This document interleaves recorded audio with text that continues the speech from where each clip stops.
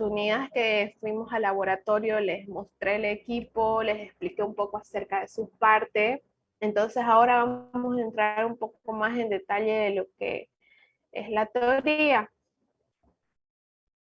¿Cuáles son los objetivos de esta clase de hoy? Vamos a conocer el tipo en físico, cómo se maneja el polarímetro y cuáles son sus aplicaciones. Además, vamos a dejar un poco más claro los conceptos que están relacionados con la polarimetría, como son la luz polarizada, qué es lo que mide, las partes del equipo que se pueden medir en este tipo de equipos y otros conceptos que vamos a poder ver. Para entender primero, definamos qué es la polarimetría.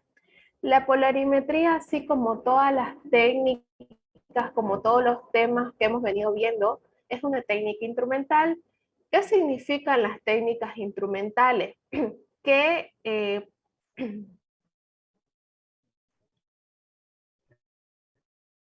para hacer la medición muestra, ustedes necesitan de un instrumento de laboratorio. De la polarimetría se utiliza, es una técnica instrumental sensible y no destructiva. ¿Por qué no destructiva? Porque es de, o sea,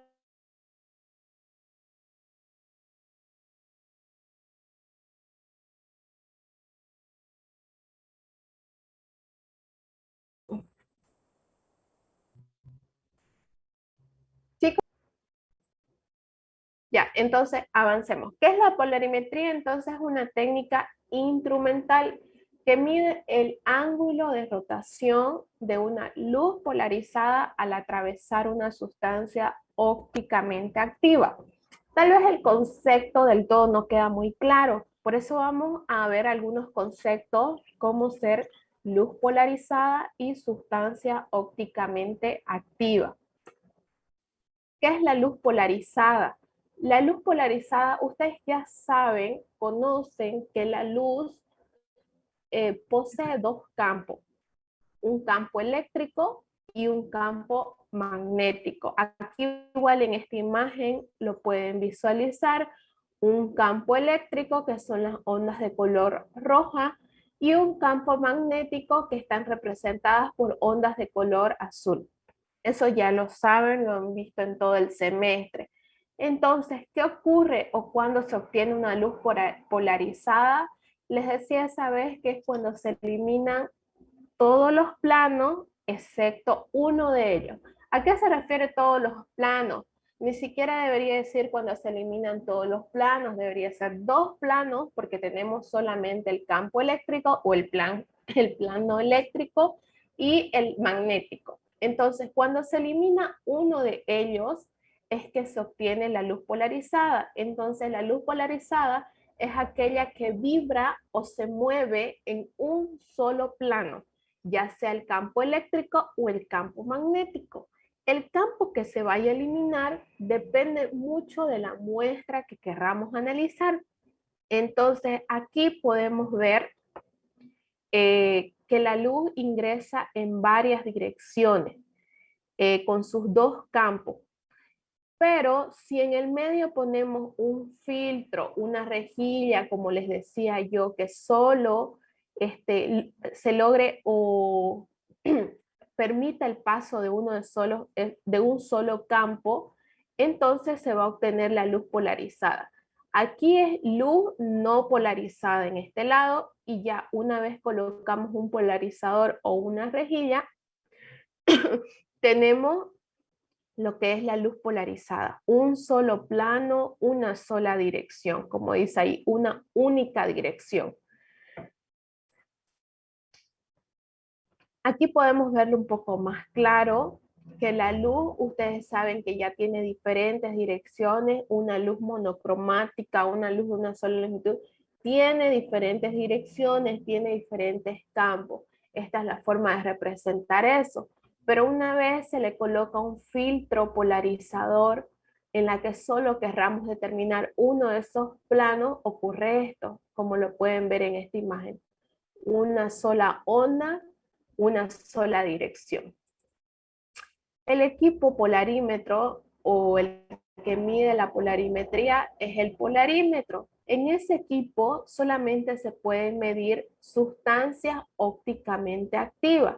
¿Pero qué son estas sustancias? Son aquellas que presentan isomería óptica, dice los enantiómeros. Este concepto igual no les tal vez no les quede claro, pero ¿cuáles son estos compuestos que presentan isomería óptica? Se refiere a aquellos compuestos que son muy parecidos, tienen la misma forma molecular, tienen las mismas propiedades físicas. Sus estructuras aquí pueden ver en la imagen 2A y 2B, son prácticamente idénticas, pero tienen una ubicación en el plano, en el medio diferente. O sea, es como en el caso de la imagen 2A, por ejemplo, si la proyectamos en un espejo, se va a ver de la siguiente manera. A eso se refiere con isomería óptica, que son idénticas, son parecidas, pero en cómo están acomodados sus átomos o sus elementos es lo que va a variar. Y esta variación es lo que determina qué tipo de sustancia nosotros tenemos. Aquí tenemos un concepto un poco más claro que dice qué son los enantiómeros o las sustancias ópticamente activas. Son aquellas que hacen girar el plano de la luz polarizada hacia un lado diferente, ya sea derecha o izquierda. Quiere decir que el 2A, por ejemplo, puede hacer girar el plano, puede hacer girar estos planos que vemos aquí o estos de aquí, ya sea en sentido horario o antihorario. Por más que sean estas dos imágenes muy parecidas, este puede hacer girar el plano, puede hacer girar la luz hacia el lado derecho y este hacia el lado izquierdo. Entonces, esas variaciones va a hacer cambiar la determinación de la muestra que nosotros queremos analizar.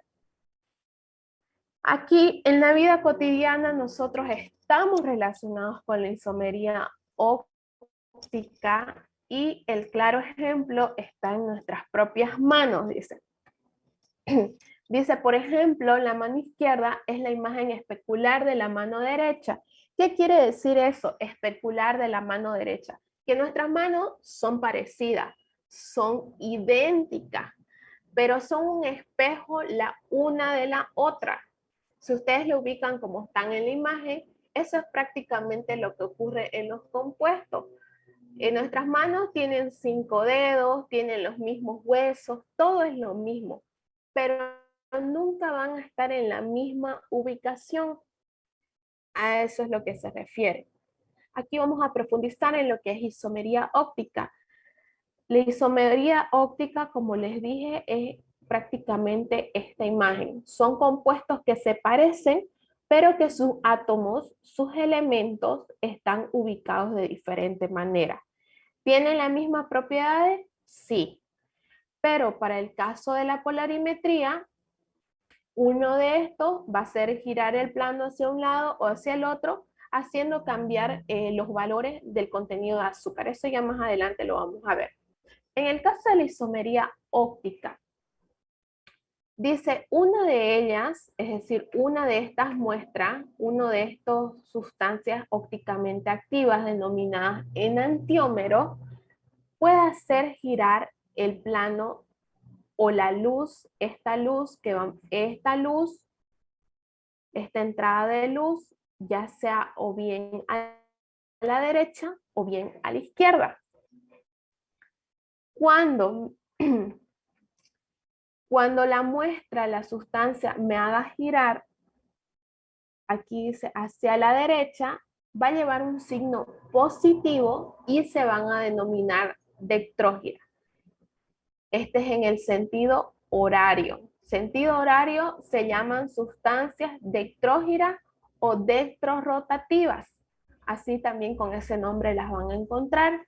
Mientras que el otro lado dice la desvía en igual magnitud, pero hacia la izquierda o sentido antihorario.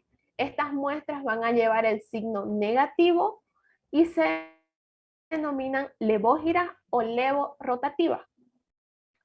En el equipo, en el polarímetro, lo que yo les explicaba ese día, me parece que ustedes igual tienen en su bitácora una imagen similar, que cuando se observa en el equipo, cuando es de tipo levógira, es decir, sentido antihorario, van a poder observar en el centro color naranja y a los lados negro. El color naranja puede ser otro color, pero el color naranja se debe a que la lámpara es de sodio y tiene ese color más o menos anaranjado. ¿Ya? Entonces, cuando es levógiro, presentamos esta imagen se va a observar en el equipo. Y cuando es dextrógira, en el centro es un negro intenso y a los lados es naranja. Ahora, el equipo mide lo que es el contenido de azúcares. Yo le decía el contenido de azúcares, que no confundan con el porcentaje de Brix, que es lo que hemos visto en la anterior clase. En el polarímetro se mide el porcentaje o grados Pol. Los grados Pol se deben o son el contenido de azúcares que tiene nuestra muestra. Hay diferentes tipos de azúcares. Por ejemplo, tenemos glucosa, fructosa, azúcar invertido, sacarosa y lactosa. Cada uno de estos, dependiendo de su composición, hace girar la luz, este plano que hemos seleccionado, esta luz polarizada, hacia un sentido, ya sea hacia la derecha o hacia la izquierda.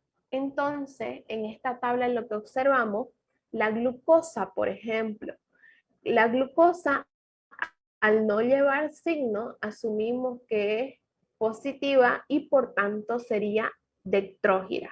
Es decir, la glucosa hace girar la luz polarizada hacia el lado derecho y tiene aproximadamente este valor en porcentaje Pol. Sin embargo, en el caso de la fructosa, vemos el signo negativo y nos quiere decir que hace girar el plano en sentido antihorario. Es levógira o levorotatoria. Si bien todos son azúcares, aquí pueden ver una tabla donde no todos tienen el mismo contenido en porcentaje Pol. Por ejemplo, el azúcar tiene, en comparación a la fructosa, tiene menos cantidad de glucosa que fructosa. Eso nos dice, los signos no es que diga tengo menos 92,5 en porcentaje Pol, no, 92,5 en fructosa en comparación a la glucosa. Como les venía diciendo, la polarimetría o el porcentaje Pol se mide en el polarímetro. ¿Ya? El polarímetro mide el porcentaje Pol, que es el contenido de azúcares que tiene nuestra muestra. ¿Cuáles son las partes del polarímetro? Aquí están muy descritas en esta imagen. Tiene un ocular. Ese día les mostraba el pequeño orificio que tiene el equipo por el cual ustedes pueden hacer la medición, para que en este equipo se tiene que tener un buen sentido de la vista para poder hacer las visualizaciones y poder leer las muestras. ¿Ya?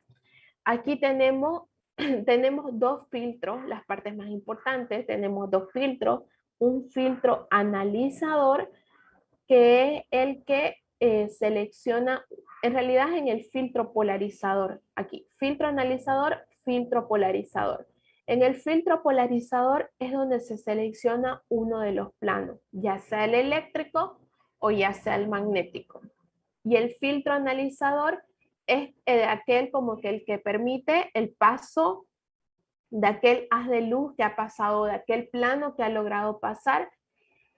Luego tenemos el mando para rotar el filtro analizador, son estas perillas de este lado que nos permiten dar un acomodar el filtro para que se pueda permitir el paso del plano que se ha seleccionado.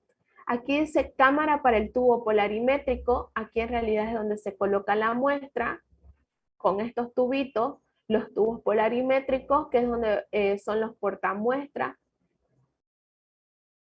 Luego tenemos una fuente luminosa, que generalmente es una lámpara de sodio debido a que ya se tiene su longitud de onda definida.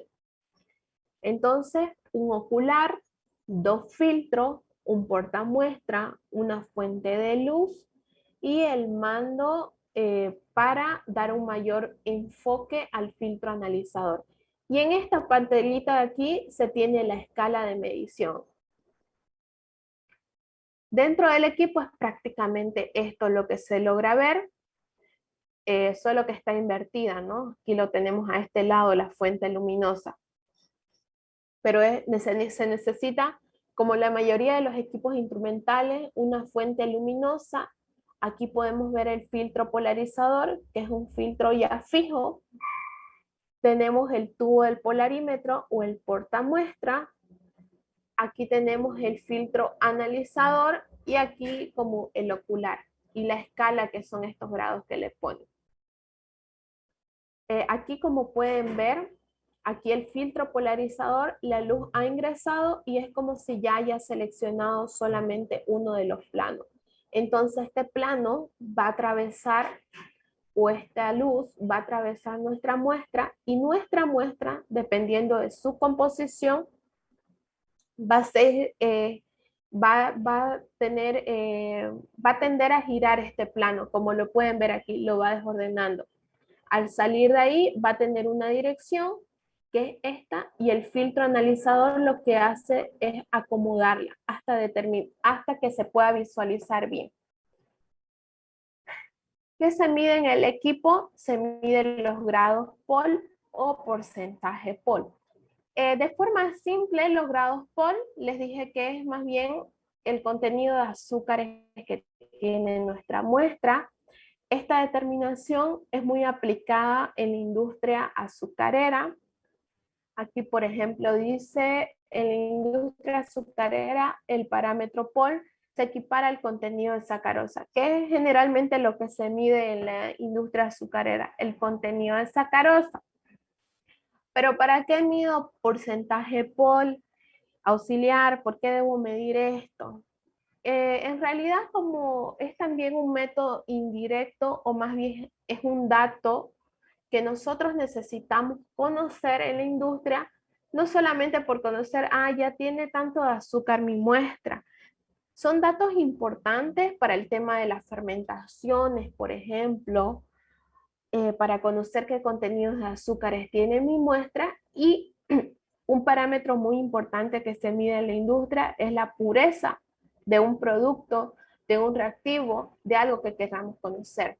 Entonces, a través del porcentaje POL, nosotros podemos determinar la pureza de una muestra. Por ejemplo, aquí dice, tenemos un concepto donde dice que la pureza es la relación porcentual entre los grados POL y los grados Brix. Ustedes los grados Brix ya conocen cómo se determina, y entonces el porcentaje POL lo pueden determinar a través de este equipo, y con los datos que obtengan hacen una relación y determinan lo que es la pureza. Aquí podemos ver los azúcares, pueden ser estos tres: sacarosa, glucosa, fructosa. Y la suma de estos tres nos da el contenido de porcentaje POL. Es un ejemplo ese, no es que sea así. ¿Cuáles son los usos y aplicaciones? Aquí es un método para determinar la concentración de soluciones. Es muy empleado en la industria química. En la industria química, más sobre todo, es para determinar la pureza de alguna muestra. En la industria alimenticia, por el tema relacionado más a los análisis o a las determinaciones de fermentación. Y obviamente en la industria azucarera, ¿no? Eso está más bien, no hay mayor forma de explicar lo que industria azucarera sí o sí determina ambos parámetros, que es el porcentaje de Brix y el porcentaje POL. Y aquí dice para el control de calidad de la industria de los alimentos, también para analizar la pureza del contenido de azúcar, así como en bebidas y golosinas. Generalmente en alimentos o en productos que contengan azúcar es muy aplicada esta técnica. Aquí les dejé un pequeño cuestionario que deben averiguar. Les encargo que lean la información que ustedes están poniendo en sus informes, que entiendan lo que están poniendo y si no entienden, pregunten, no se queden con la duda. Cuando yo fui también estudiante instrumental tenía muchas dudas, no entendía muchas cosas de las que ahora estamos hablando, pero yo ustedes con el tiempo se van a dar cuenta y ahí les van a nacer las preguntas y tal vez ya en ese momento no haya quien se las resuelva. Entonces, si ustedes tienen alguna duda, háganla cuando estén investigando, ¿ya? Aquí ejemplos de muestras levógiras y dextrógiras, mínimo 5 de cada una, dice. Aquí lo que quiero que averigüen es, por ejemplo, ejemplo de muestras levógiras, por decir, ustedes buscan ya la leche. La leche, ¿qué tipo de azúcares tiene, por ejemplo? Y tal vez ahí le va a decir lactosa, glucosa, digamos.